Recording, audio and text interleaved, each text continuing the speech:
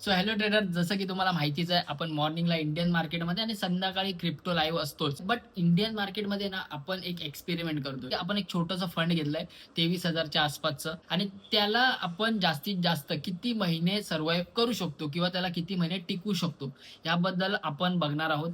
But आजचा दिवस कसा गेला इंडियन मार्केटमध्ये मी तुम्हाला दाखवीनच. बघा, इंडियन मार्केटमध्ये आज मॉर्निंगला माझी लाईट तर गेलीच इकडे, आणि त्यानंतर लाईव्ह स्ट्रीमिंग तर थांबलीच. बट आपण इकडे मॉर्निंगलाच लाईव्हलाच मी ट्रेड केला, ट्रेड प्लॅन केलेला.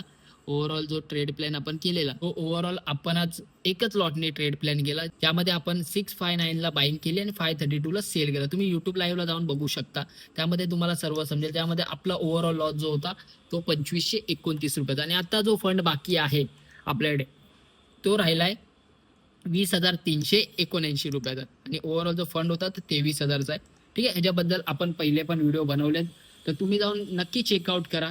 आणि भेटू आपण उद्याच असेच अपडेट मी तुम्हाला देत राहील. त्यासाठी नक्की सबस्क्राईब करा चॅनलला आणि इंस्टाग्रामला जाऊन फॉलो नक्की करा. भेटू आपण. तर बाय बाय, टेक केअर. तुमच्या फॅमिलीची सर्वांची काळजी घ्या. Thank you for watching. Bye bye.